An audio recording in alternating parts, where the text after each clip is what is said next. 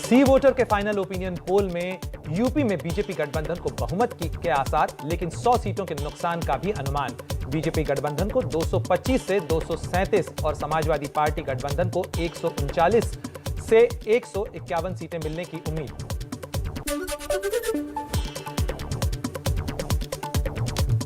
ABP network से बोले रक्षा मंत्री राजनाथ सिंह, यूपी में बीजेपी पहले से ज्यादा सीटें जीतकर सरकार बनाएगी।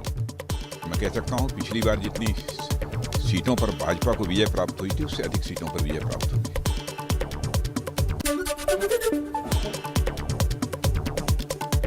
यूपी के डिप्टी सीएम केशव मौर्य ने रामपुर में प्रचार रैली की। शाहबाद सीट के उम्मीदवार के लिए भी मांगे वोट।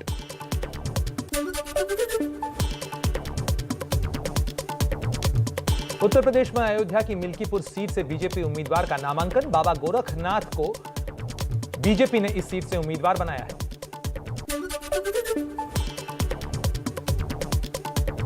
उत्तर प्रदेश के सहारनपुर में अखिलेश यादव का बीजेपी पर हमला। बीजेपी को बताया सबसे बड़ी झूठी पार्टी। कहा बीजेपी का जितना बड़ा नेता उतना बड़ा झूठा। बीजेपी जितना बड़ा भारतीय जनता पार्टी का नेता है उतना बड़ा झूठ बोल रहा है। अगर भारतीय जनता पार्टी का छोटा नेता है तो छोटा झूठ बोल रहा है, उससे बड़ा नेता है तो उससे बड़ा झूठ बोल रहा है, सबसे बड़ा नेता है तो सबसे बड़ा झूठ बोल रहा है।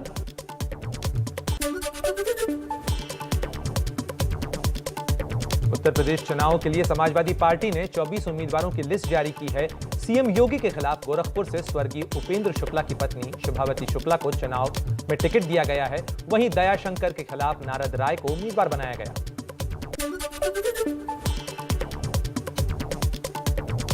उत्तर प्रदेश चुनाव के लिए कांग्रेस ने 28 उम्मीदवारों की लिस्ट जारी की है। 28 में से 10 महिला प्रत्याशियों को टिकट दिया है कांग्रेस ने।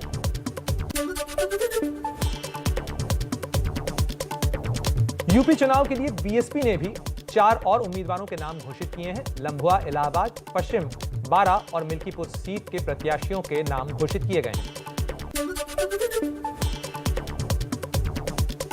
कांग्रेस महासचिव प्रियंका गांधी का भी आज धुआंधार प्रचार। हस्तिनापुर, मथुरा, खैरागढ़ में घर घर जाकर मांगेंगी प्रियंका वोट।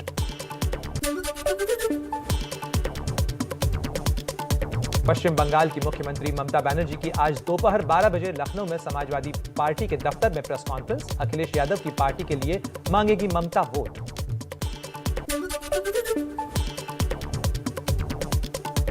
उत्तर प्रदेश चुनाव में ममता बनर्जी की एंट्री पर केंद्रीय मंत्री अनुराग ठाकुर का तंज। कहा दीदी बंगाल में यूपी वालों को गुंडा कहती हैं और अखिलेश दीदी की अगवानी कर रहे हैं, यानी क्रोनोलॉजी समझिए।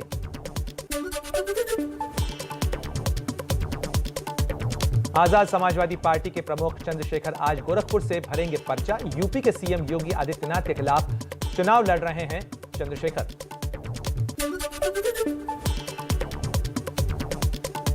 उत्तर प्रदेश के डिप्टी सीएम केशव मौर्य के खिलाफ सिराथू से समाजवादी पार्टी गठबंधन की उम्मीदवार पल्लवी पटेल करेंगी नामांकन। 4 से 5 सीट पर चुनाव लड़ेगा अपना दल के।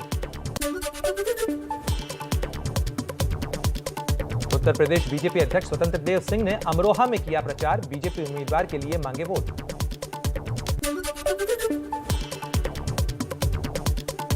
उत्तराखंड में कांग्रेस और बीजेपी में कांटे की टक्कर। पंजाब में आप सबसे बड़ी पार्टी। गोवा, मणिपुर में सत्ता विरोधी लहर का अनुमान। बीएसपी अध्यक्ष मायावती का मिशन पंजाब। आज दोपहर 1 बजे नवाशहर में करेंगी रैली। अकाली दल अध्यक्ष सुखबीर सिंह बादल भी रहेंगे मौजूद।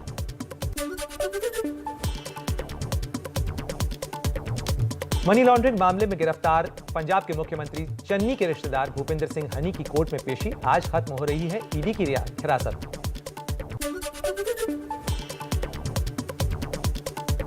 पंजाब के लुधियाना की आत्मनगर सीट से कांग्रेस उम्मीदवार कमलजीत सिंह कड़वाल और उनके समर्थकों पर हमला। एलआईपी के नेता और विधायक सिमरजीत सिंह पर हमले का आरोप। दिल्ली के मुख्यमंत्री अरविंद केजरीवाल का बड़ा बयान। बोले आपकी सरकार बनी तो उत्तराखंड को हिंदुओं की अंतर्राष्ट्रीय धार्मिक राजधानी बना देंगे। उत्तराखंड को हिंदुओं की अंतर्राष्ट्रीय आध्यात्मिक राजधानी बनाएंगे। इससे पूरे दुनिया के अंदर बहुत सारे लोग यहाँ पे टूरिज्म जो है वो बहुत बड़े स्तर के ऊपर बढ़ेगा और इससे हमें उम्मीद है कि हजारों बच्चों को रोजगार मिलेगा।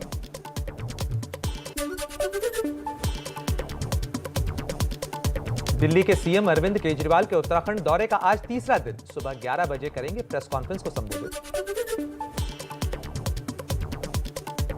मध्य प्रदेश के मुख्यमंत्री शिवराज सिंह चौहान ने राहुल गांधी और अरविंद केजरीवाल की तुलना राहु केतु से की। कहा, ये दोनों उत्तराखंड आए तो विकास को ग्रहण लग जाएगा। ये राहुल और केजरी, राहु और केतु, और ये अगर उत्तराखंड में आ गया तो ये मानना कि विकास को ग्रहण लग जाएगा, जो मुरली देवी कह रही थी।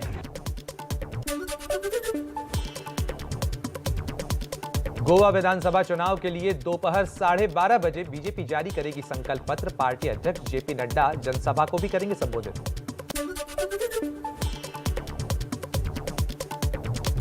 गोवा में टीएमसी ने गृह मंत्री अमित शाह और सीएम प्रमोद सावंत के खिलाफ चुनाव आयोग में शिकायत की है। चुनाव प्रचार के दौरान आचार संहिता के उल्लंघन का लगाया आरोप। राष्ट्रपति के अभिभाषण पर धन्यवाद प्रस्ताव का जवाब देते हुए पीएम मोदी का कांग्रेस पर वार। कहा, कांग्रेस टुकड़े टुकड़े गैंग की लीडर बन गई है। आज कांग्रेस टुकड़े टुकड़े गैंग की लीडर बन गई है। लोकसभा में पीएम मोदी ने कहा, कांग्रेस ने मुंबई में मजदूरों को मुफ्त टिकट देकर पलायन के लिए उकसाया, जिससे कोरोना तेजी से फैला। कांग्रेस का पलटवार। कांग्रेस के लोगों ने क्या किया?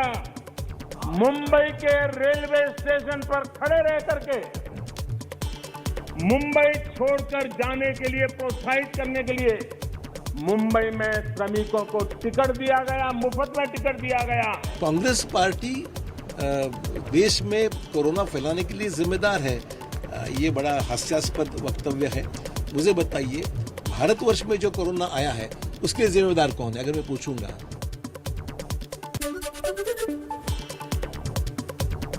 प्रधानमंत्री मोदी के बयान पर कांग्रेस नेता रणदीप सुरजेवाला का पलटवार। कहा, माफी मांगने की बजाय मदद करने वालों पर सवाल खड़े कर रहे हैं पीएम।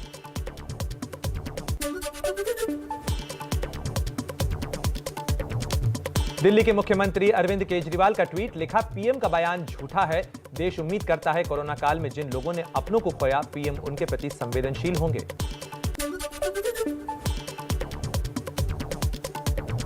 उत्तर प्रदेश के मुख्यमंत्री योगी आदित्यनाथ का दिल्ली के सीएम केजरीवाल पर निशाना। कहा, केजरीवाल को झूठ बोलने में महारत हासिल है। जब पूरा देश प्रधानमंत्री के नेतृत्व में कोरोना महामारी से जूझ रहा था, तब केजरीवाल ने प्रवासी मजदूरों को दिल्ली से बाहर का रास्ता दिखाया।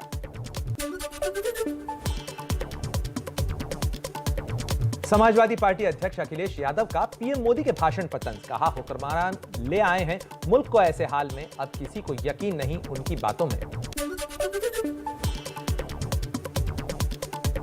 असदुद्दीन ओवैसी पर हमले को लेकर संसद में अमित शाह ने कहा, प्रशासन को नहीं थी कार्यक्रम की जानकारी। ओवैसी ने फिर सुरक्षा लेने से किया इनकार। उन्होंने अभी भी सुरक्षा लेने से इनकार किया है। मैं सदन के माध्यम से श्री ओवैसी को विनती करना चाहूंगा कि वो तत्काल सुरक्षा ले ले।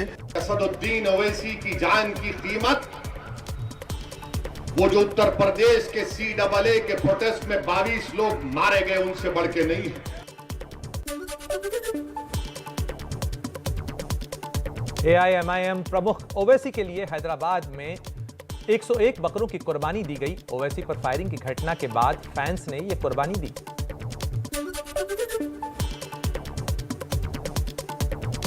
गृह मंत्री अमित शाह का हैदराबाद दौरा। शाम 6 बजे स्टैच्यू ऑफ इक्वलिटी पर संत रामानुजाचार्य को श्रद्धांजलि देंगे और समारोह को संबोधित भी करेंगे। कर्नाटक में हिजाब पर विवाद जारी है। सरकार के आदेश को चुनौती देने वाली याचिका पर आज हाईकोर्ट में सुनवाई। सरकार ने सामाजिक सौहार्द बिगाड़ने वाले कपड़ों पर रोक लगाई थी।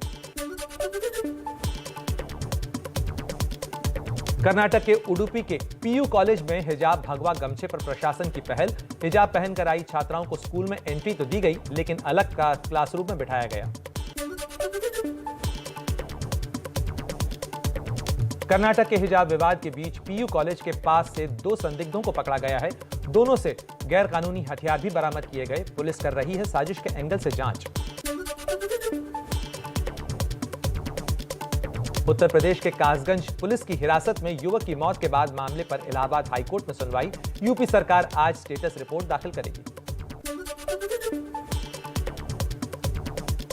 दिल्ली के दंगों पर आज हाईकोर्ट में सुनवाई। 2020 में सीएए एनआरसी कानून के विरुद्ध प्रदर्शन के दौरान हुए थे दंगे।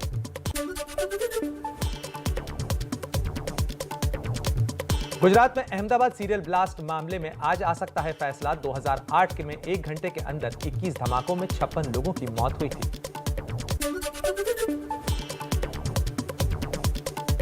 अपने करीबी के घर ईडी के छापे पर बोले शिवसेना सांसद संजय राउत, अगर एजेंसी राजनीतिक मकसद से झूठ बोलेगी तो उसे कीमत चुकानी होगी। मंत्री से लेकर अफसर तक जेल गए हैं।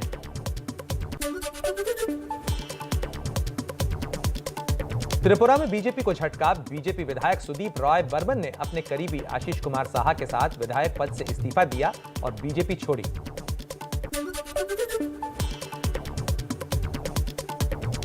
बत्तीस दिन बाद 1 लाख से नीचे आया कोरोना केसेस का मामला। देश में 24 घंटे में कोरोना के 83,876 नए मामले सामने आए। 895 लोगों की मौत हुई।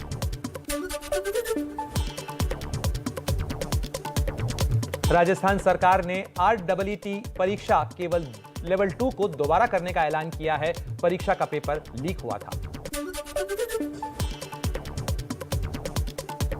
जम्मू कश्मीर में सुरक्षा बलों को बड़ी कामयाबी। अवंतीपुरा में मुठभेड़ के दौरान आतंकी इरफान अहमद शेख ढेर, 1 पिस्टल, हथियार और गोला बारूद बरामद।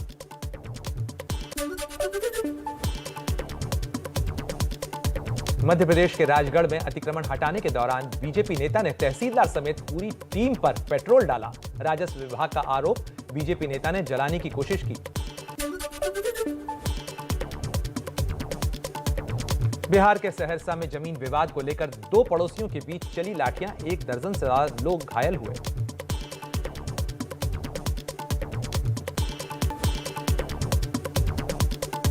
मुंबई के भिवंडी में कपड़े के गोदाम में भीषण आग लगी। आग पर काबू पाने की कोशिश अभी जारी है।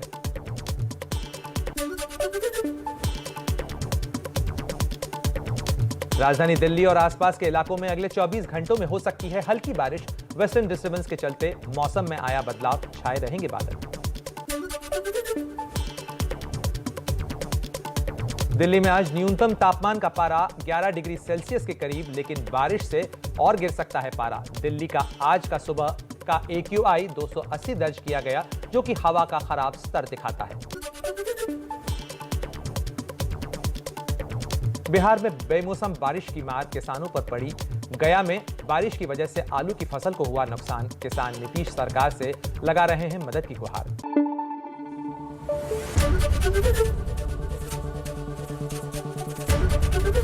ABP न्यूज आपको रखे आगे।